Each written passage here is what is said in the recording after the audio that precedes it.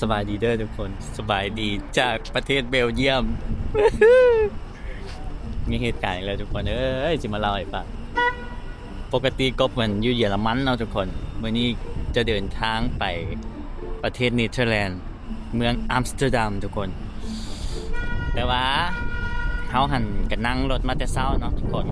จะสิเล่าเรื่องให้ฟังเลยเพราะเขามาแต่เช้าแต่6 โมงพอแหละและปกตินี่4 โมงครึ่งมาต้องฮอดอัมสเตอร์ดัมแล้วกบหันบ่ฮู้ว่ามันต้องเปลี่ยนรถเมล์ทุกคนมันฟีลแบบว่าประมาณฮอด10 โมงขึ้นรถคันที่1เนาะจะต้องลงสถานีนั่นแล้วเพื่อไปเปลี่ยนรถฟีลเดียวแบบขี่ยนต์เนาะ transfer และขึ้นรถคันที่2แล้วคันที่2จึงไปฮอดอัมสเตอร์ดัมแต่ว่ากบหันขึ้นรถคันเดียว ขึ้นรถคันเดียวเลยเนาะแล้วขี่มาตอนนี้ฮอดกับ4 โมงครึ่งมาเบิ่งปุ๊บอินเทอร์เน็ตหมดทุกคนเอาก็บ่ฮู้เนาะเอาก็ตายแล้วกูฮอดอัมสเตอร์ดัมแล้วบ่นี่เกิดขึ้นว่าฮอดลงไปถามมันคนขับรถเมล์บอกว่าบ่แม่นได้เว้าอังกฤษบ่เป็นดีแต่ว่ามีคนเว้าอังกฤษแล้วก็มาแปลให้ว่าอัมสเตอร์ดัมเนเธอร์แลนด์เจ้าจะไปมันอีกประมาณ3 ชั่วโมง ห่างจากนี้แล้วก็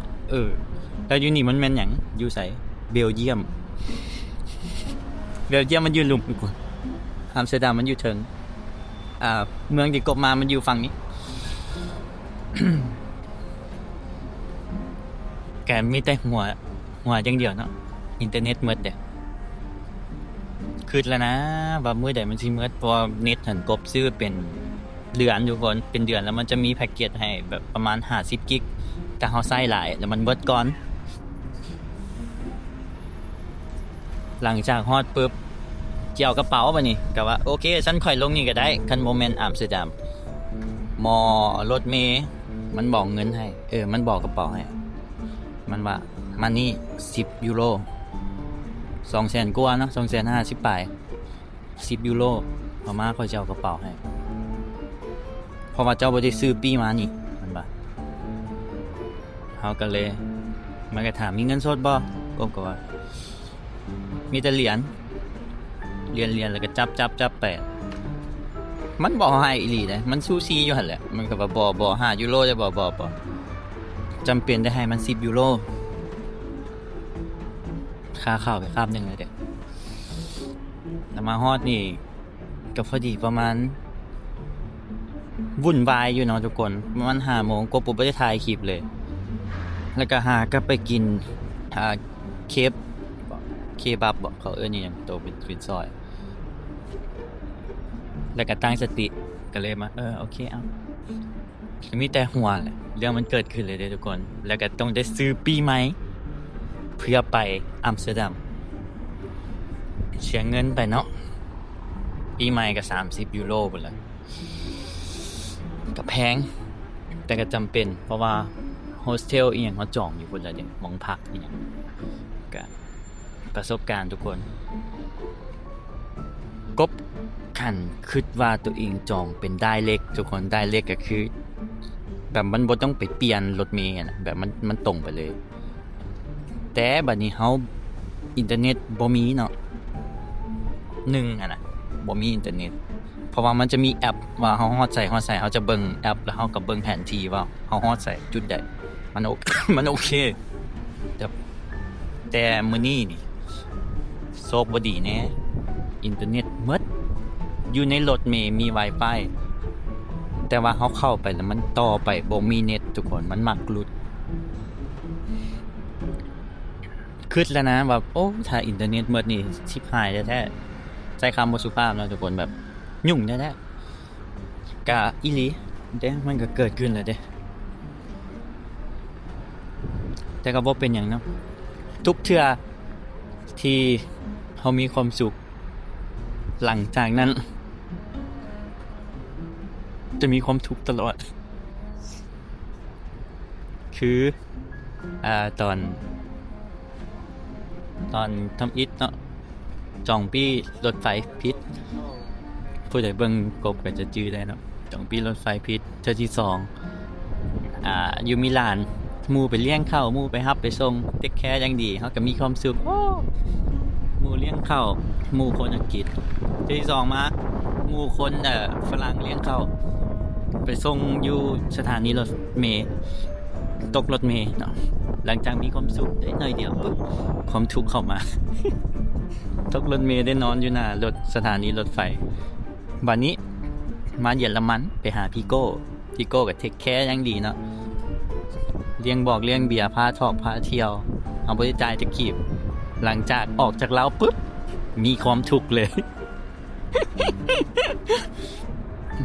โลกเขามันเป็นอย่างนี้เนาะทุกคนมันกะฮั่นแหละมันกะจังแหละมันแบบไล่มันกับ it's fucked up มันแบบ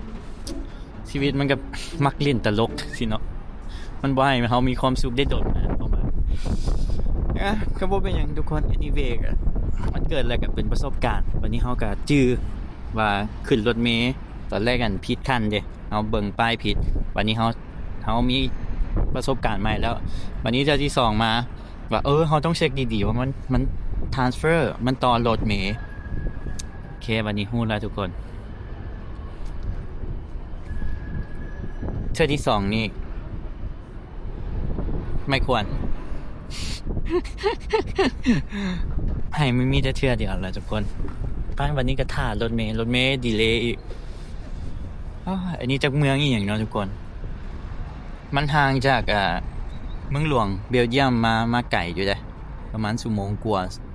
เกือบ2ชั่วโมงพุ่นติบ่ท่ารถเมล์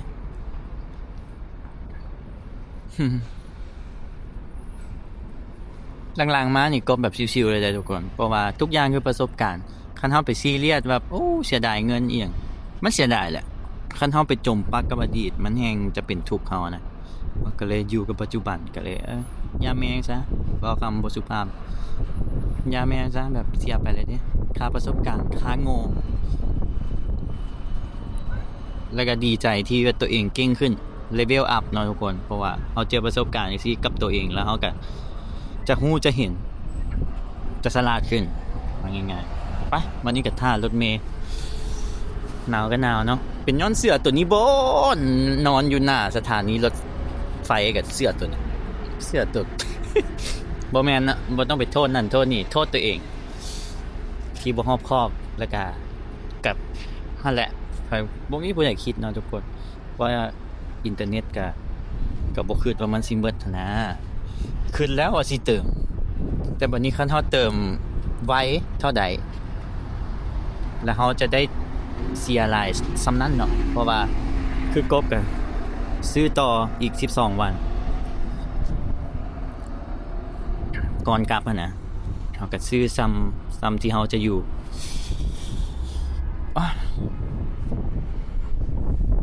ปกตินี่ต้องได้ไปเที่ยวอยู่เนเธอร์แลนด์เลยนี่ถามว่าเป็นหยังเนาะมาเบลเยียมก่อน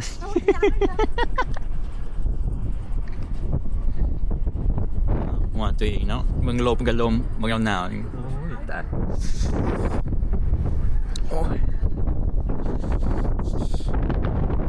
อีกวันจะมองเนาะรถเมล์ก็ดีเลย์ทุกคนปกตินี่ไปอีกประมาณ2จุดเกือบ3ชั่วโมง3ชั่วโมงตอนแรกมันเป็น8โมงแต่ตอนนี้มันรถเมล์มันยังบ่มามันน่าจะฮอด8โมงครึ่ง9โมงหมดแล้วแล้วมันไกลจะไปโฮสเทลอีกมื้อนี้น่าจะยันบ่ได้ทันเลาะซ้ํไปฮอดแล้วก็ถ้าเบิ่งตัวจริงเนาะว่าเฮาสิไปไสให้มันฮอดโฮสเทลก่อนซะตอนนี้ประสบการณ์ทุกคน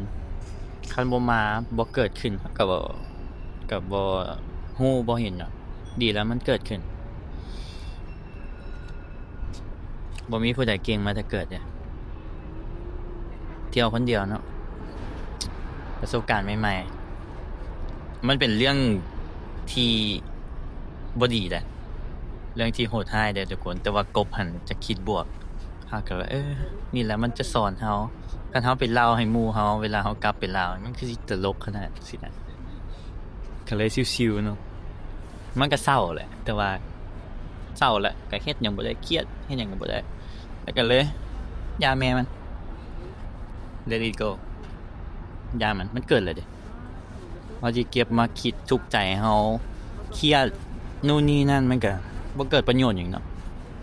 อยู่กับปัจจุบัน อ้าวผู้ใดอยากช่วยค่าพี่รถเมล์ก็ได้เด้อทุกคนเวนโมมาคือเก่าขอบใจทุกคนแล้วก็เซลเนาะเซลผู้ใดอยากมันนี่แก้มก็ทักมาหากบได้เนาะทุกคนอยู่ในFacebook บ่หรือว่า IG เดี๋ยวกบสิขึ้น Facebook ให้กบพรหมจันทร์เนาะทุกคนแล้วก็ IG ทักมาได้เนาะทักมาเอ้าท่ารถเมล์บัดนี้ปกติรถเมล์จะออกกัน 5:40 ทุกคนแต่ตอนนี้รถเมล์หาก็ฮอด 6:00 ปลายสาวไปขึ้นรถก่อนเกือบลืมเลยได้เมื่อกี้นี่ก็ ไปง่ายๆนะทุกคนนะไปอีก2 ชั่วโมงกว่าไล่เป็น3 ชั่วโมงแหละ2 ชั่วโมง 45ตอนไหนมันก็จะดีเลย์หน่อยนึงฝนตกเนาะตอนมากับฝนตก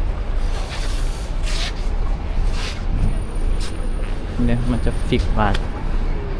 817ทุกคนจากใส่ไปฮอดเนเธอร์แลนด์ทุกคนมันมี2 คันทุกคน817คือกันเมื่อกี้กับ817เมื่อกี้นี่พัดว่าโบแมนไปอัมสเตอร์ดัมคันนั้นไปเบลเยียมบราซิล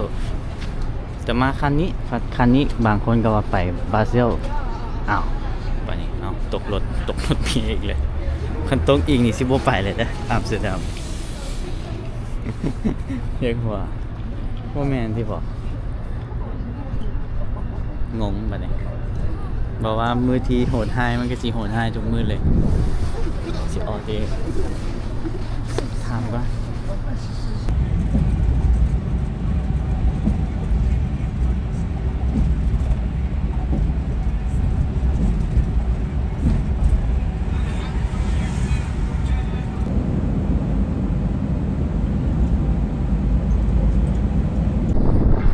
ทุกคนฮอดแล้วทุกคนคือว่าสิไปเบลเยียมแต่บ่แม่นนะโอ้ตอนนี้เจ็บเหนียวหนาวเนาะหนาวทุกคน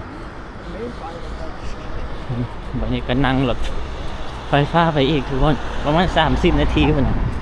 เพราะว่าตอนแรกผมกบจะบ่ได้ลงสถานีตรงนี้เนาะเฮาก็เลยไปจองแฮมใกล้ๆตัวสถานีเฮาสิลงตอนที่1บัดนี้แหละเอาได้จองปีใหม่เด้อทุกคนแล้วที่ไปลงสถานีที่1หันมันบ่มีมันก็เลยได้ลงสถานีที่ว่าไก่มันก็บ่เป็นหยังเนาะยามันไป MRT ครั้งแรกหนาวมีกินอายรู้สึกว่าสิลงรถไฟทุกคนแต่ก็บ่เป็นหยังเนาะไป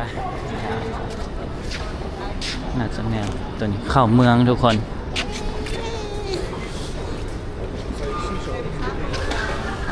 คนดำลายนะอยู่นี่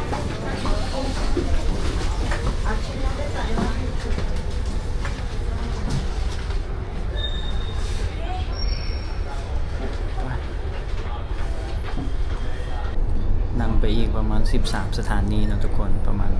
22 นาที Station Duivenrecht. Uitstappen rechterzijde. Overstappen op bus 41 en trein.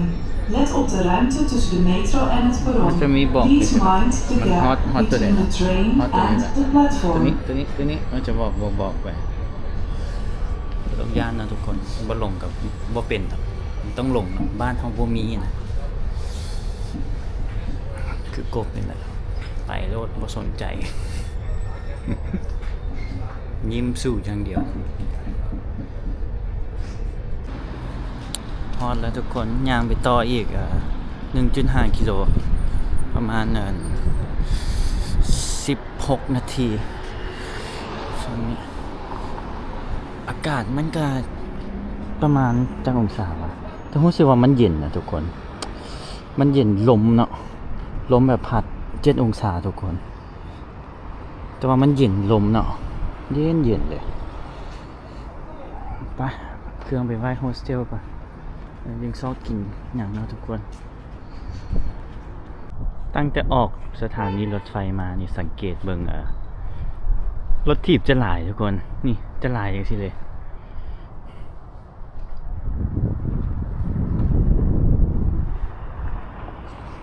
รถถีบหลายแฮงเนาะเขาเจ้านิยมใช้รถถีบบ่ตอนนี้9:30ทุกคนแต่ว่าตอนกบขี่มาน่ะจะเปรียวเยี่ยมนะทุกคนรู้สึกว่ามันนานค่ำแต่แบบตะเวนตกตอน8 โมงปลายมันฟิลเดียวคืออยู่อเมริกาเลยเนาะช่วงกบไปตอนนั้นก็เลยมันอันนั้นเนาะหรือว่ามันเป็นฤดูอันนั้นบ่แล้วมันแบบนานค่ำบ่ตอนขี่มาตะเวนตกนะตอนจาก8 โมงปลาย10แบบตะเวนตกทำตกอยู่บ้านเฮาอยู่ลาวไทยเนาะแบบมันเป็นส้มๆนะกำลังตกนะแต่บัดนี้มันก็ค่ำบ่สนิททุกคนสังเกตเบิ่งกันเห็นบ่แบบความหมายว่ามันบ่มืดสนิทนะเด้มันบ่เกี่ยวว่าบ้านเขาเจริญและเปิดไฟได้ทุกคนรู้สึกว่ามันบ่มืดสนิทหรือว่ามันเป็นน้ำดอกไฟที่ว่าตามตึกบ่ติขี่รถมากันเหลียวเบิ่งกันยังแบบเห็นมันมืดบ่สนิทนะ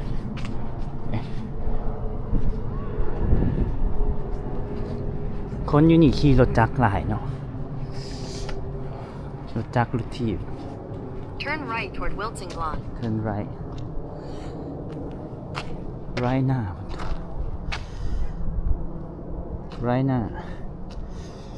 ไปรถจักรขี่หลายเซารถจักรได้นี่อยู่คนอยู่เนเธอร์แลนด์เป็นประเทศที่7ของกบนะไม่ที่8เลยอยู่ในยุโรปเพราะว่าเขาแวะเบลเยียมก่อนเด้ ตั้งใจสิมาเนเธอร์แลนด์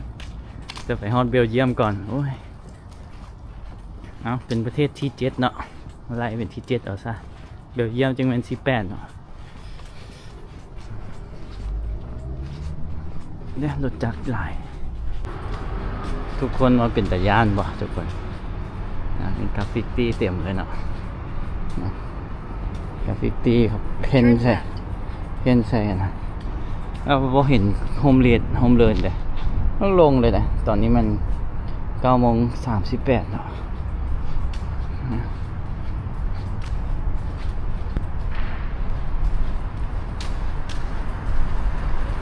ไม่เห็นแต่คนขี่รถถีบส่วนใหญ่เนี่ยรถถีบไฟฟ้าเป็นที่ตรงเลี้ยงฮอมนี่วะเนี่ย4 นาทีก็ฮอดนะมืดได้ป่ะนี่ว่าสังเกตว่าในกล้องอาจจะว่ามืดหลายนะแต่ตัวจริงมืดเลยมืดแต่ว่ามันบ่มืดถ้ามืดมาแบบนั้นนะจะเป็นห้องเยี่ยวเนี่ยห้องเยี่ยวเนี่ยเดี๋ยวไม่ไฟเลยจากซอยนี้มีแต่กบเนาะ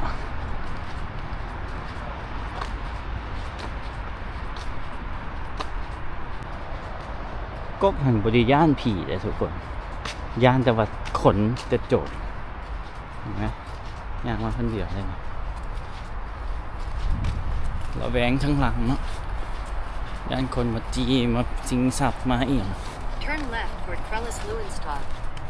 เสียวอะไรโอ้โหเมื่อยเนาะหิวข้าวเนี่ยทุกคนไปสู่ชีวิตเนาะ EP นี่ทุกคน นี่แหละประสบการณ์คันออกมากับบ่เจอเนาะ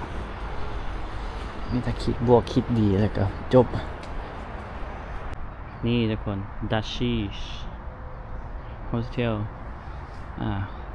โฮสเทลมองพักของคนดัชหรือว่าคนเนเธอร์แลนด์นี่แหละภาษาลาวนี่อย่างฮอนลังบ่ฮอนแลนด์บ่หรือว่าโปแลนด์มันกับโปแลนด์เนาะนั่นแหละเนเธอร์แลนด์ก็จะว่าเนเธอร์แลนด์เนาะจะเข้าฟังเดี๋ยวนะเข้าทางนี้นะเป็นจุดข้างหน้าทุกคนเมื่อกี้ก็เข้าไปห้องนอนเนาะก็มีคนนอนอยู่ก็มีแต่ถ่ายคลิปก็ได้นอนชั้น2ทุกคนเตียงถึงอันนี้ก็ออกมาอันนั้นเอาเครื่องไว้ยังบ่ฟ้าวอาบน้ำใช่เนาะหิวข้าวทุกคนได้กินข้าวเปียกดีแต่ว่ามันมีมินิมาร์ทกันอยู่ใกล้ๆนี่เลยเนาะจะไปซอกซื้อผักซื้อซีนซื้ออย่างมาใช้ข้าวเปียกทุกคนเป็น2ชุดท้ายข้าวเปียกไก่มันมีเฮือนครัวเนาะโชคดีที่มันมีเฮือนครัวเข้าไปปิดจังโมงวะปิด9 โมงบ่ว่าปิดแล้วปิดละเดี๋ยวว่าเหลียวเบิ่งข้างในมีพอมีพักอย่างครบเลยปิดแล้วทุกคนทุกคนดีก็มีครัวละมีไมโครเวฟมีเตามีอย่างคันผู้ใดมาเที่ยวในที่เนาะแล้วซื้อออกตลาดเลยของกินเหลือแล้วเขาจะเขียนซื้อเขาใส่และถ้าทุกคนอยากได้ของฟรีมันก็มีเนาะทุกคนก็คือทุกคนต้องไปเบิ่งซื้อแล้วมือเขาเช็คเอาเขาจะเขียนซื้อเบอร์ห้องเขาแล้วมือเขาเช็คเอามือใดถ้ามื้อนี้เป็นวันที่30เนาะแล้วเขาก็เบิ่งว่าผู้ใดไปเบิ่งป้ายติดเป็นวันที่29แล้วเขาก็สามารถเอามากินได้แสดงว่าเขาเจ้าเช็คเอาออกไปแล้วของกาคนอื่นสามารถกินได้อันนี้ก็คือทิกทุกคนก็กลับไปซอกเนาะซอกมาได้ไข่หน่อยนึงอันนี้บ่แม่นหลักเลยนี่เพราะเจ้าของเขาเจ้าเช็คเอาท์ออกเลยคือกบผักอยู่มิลานคือกันเลยกบก็ลืมบ่แม่นลืมดอกแอปเปิ้ลบ่หรือว่าไข่หรือว่าผักอันนั้นเช็คเอาท์ออกแล้วเขาก็จะมีตัวนี้มาแล้วก็มันจะเป็นแบบฟรีนะแบบเขาเจ้าจะเคลียร์ตู้เย็นเนาะแล้วก็จะมากองบางทีบางคนก็ยังลืมไว้ในตู้เย็นเขาก็ซอกเอานี่อันนี้ก็คือทิกเล็กๆน้อยๆทุกคนที่ว่ากบเที่ยวแล้วกบกับแชร์ต่อทุกคนยังไงเขาก็ได้ไข่มาหน่อยนึงเขาก็ได้เป็นรักของไทยเห็นบอกคือเห็นบอกเขาจะเขียนซื้อแล้วเขาจะติดใส่อันพวกนี้ยังเขายังอยู่เขายังจะกินอยู่แต่เขาเอาพวกอยู่ในตู้เย็นพวกที่ว่าลืมมันนะต้มข้าวเปียกทุกคนมีไข่หน่อยนึงก็โอเคข้าวเปียกทุกคนมันมีแต่ถ้วยนิดหน่อยนะได้ใส่2 ถ้วยมาเลย